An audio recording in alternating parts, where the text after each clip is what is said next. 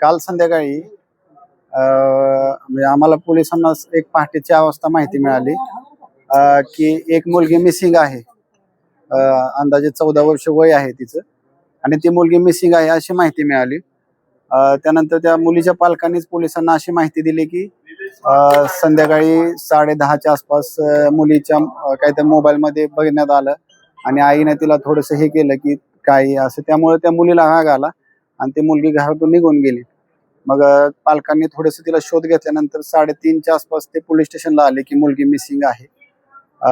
त्यानंतर पोलिसांनी तात्काळ त्याला रिस्पॉन्स दिलेला आहे आणि 3:30 ते 4:30 1 तास स्वतः आमचे पोलीस आणि मुलीचे पालक यांनी तिचा शोध घेतलेला आहे या परिसरामध्ये कुठे मिळते का, पण तशी मुलगी काय कुठे मिळाली नाही. त्यानंतर आपण ती 14 वर्षाची असल्यामुळं आपण एक 5 वाजेच्या आसपास मुलीला कुणीतरी किडनॅप केला अशा पद्धतीचा गुन्हा दाखल केलेला आहे आणि सोबतच मुलीचा शोध चालू होता. 3 पथकं त्यासाठी आम्ही पाठवलेले होते. मुलीचा शोध घेत होते, मुलीचे पालक पण मुलीचा शोध घेत होते. पण एक अंदाजे 8-8:30च्या आसपास आम्हाला एक कॉल आला आणि त्यामध्ये अशा ठिकाणी एक मुलगी आहे पडलेली आहे. तर आम्हाला तशी माहिती गेल्यानंतर त्या ठिकाणी पोलीस तात्काळ पोहोचलेले आहेत. तात्काळ मी स्वतः त्या ठिकाणी पोहोचून व्हेरीफाय केलेला आहे. पालकांनी त्या मुलीला ओळखलेलं आहे, ती त्यांचीच मुलगी आहे आणि त्यानंतर आम्ही त्या ठिकाणी अजून शोध घेतला असता त्याच्या बाजूला एक बिल्डिंग आहे, त्या बिल्डिंगला जिन्यातून आम्ही स्वतः जाऊन चेक केला असता. जिन्याचा जो दरवाजा आहे वरचा टेरेसचा त्याला बाहेरून कडी आहे. मग आम्ही तर शिड्या वगैरेच्या सहाय्यानं आमचे पोलीस वर गेल्यानंतर त्या ठिकाणी मुलीचा चप्पल आढळून आलेली आहे. त्यामुळे सध्या आमचा तपास चालू आहे. आम्ही सीसीटीव्ही व्हेरीफाय करत आहोत. शक्यता सगळ्या आम्ही शंका क्लिअर करायचा प्रयत्न करत आहोत. तपास झाल्यानंतर याबाबत मीडियाला डिटेल माहिती दिली जाईल. ह्याच्यामध्ये प्रथमदर्शनी सध्या सांगता येणार नाही कारण अजून PM झालेलं नाही. पण मुलीला एक नॉर्मल जखमा आहेत. तिचा हात मोडलेला आहे, पाय मोडलेला आहे. संबंधित जखमा डॉक्टर PM नंतर आम्ही त्यांच्याशी चर्चा करू की PM कशा संबंधीच्या जखमा आहेत आणि त्यानंतर थोडंसं अनालिसिस होईल.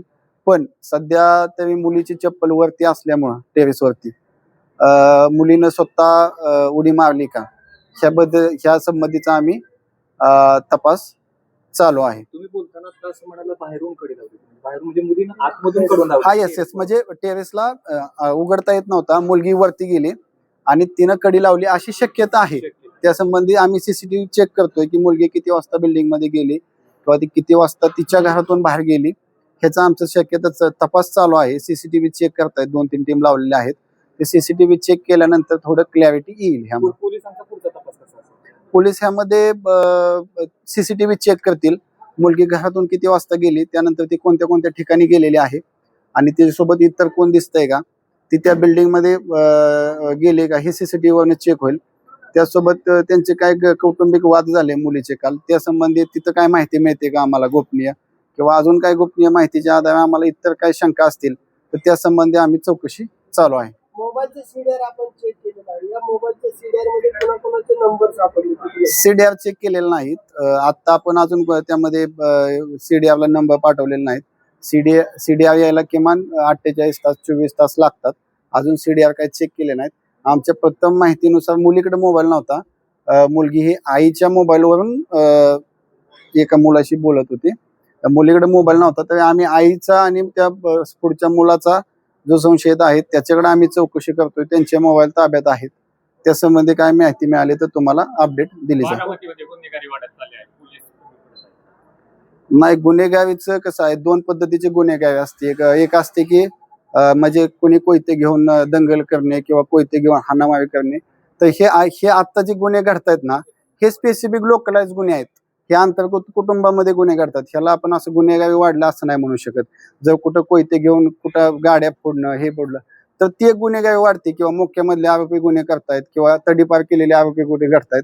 तर तसं मी आल्यापासून मागचे 2 महिने मी चार्ज घेतल्यापासून तरी कुठं माझ्या डिव्हिजन मध्ये मर्डरचा गुन्हा नाही किंवा असा कुणाला कोयत्यावर कोणी वार केले असे काही गुन्हे नाहीत. सोबत पोलिसांनी आता एक तुम्ही माहिती घेतली असेल तर 30 बुलेट शोधलेले आहेत. वडगाव निंबाळकरच्या पोलिसांनी 10 चेन स्नॅचिंगचे गुन्हे ओपन केलेले आहेत. तर अशा पद्धतीचं हे आहे. त्यामुळे तांदूळमध्ये आईचा आणि मुलाचा मृतदेह सापडला. काय निष्पन्न झाले यात? त्या ठिकाणी पण अशी सिच्युएशन आहे की दोघच होते घरामध्ये, आतून कडी लावलेले होते. आम्ही स्पॉटला व्हिजिट केलेली आहे आणि त्यामध्ये घरच्यांची काही कुणावरती शंका नाही.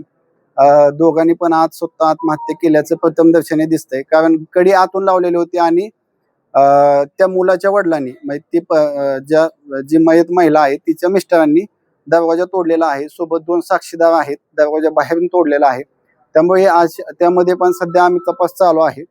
पण जे गुन्हेगारी वाढले असे काय स्पेसिफिक गुन्हे घडतायत कोयत्याचं किंवा कोयता गँग आहे असे काय मागच्या 2-3 महिन्यामध्ये तसे गुन्हे नाहीत.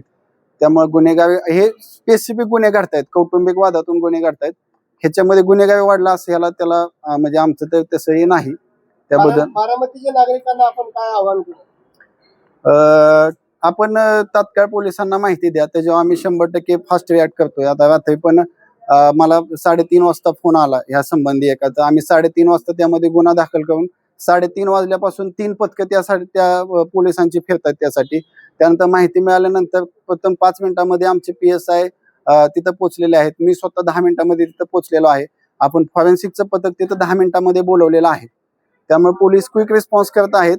तुम्हाला काय माहिती मिळत असेल तर तुम्ही घ्या आणि सोबत तुम्हाला काय माहिती मिळत असेल तर ती तुम्ही माहिती पोलिसांना द्या. त्याच्यावर 100% क्विक ऍक्शन घेण्याचा आम्ही प्रयत्न करत आहोत.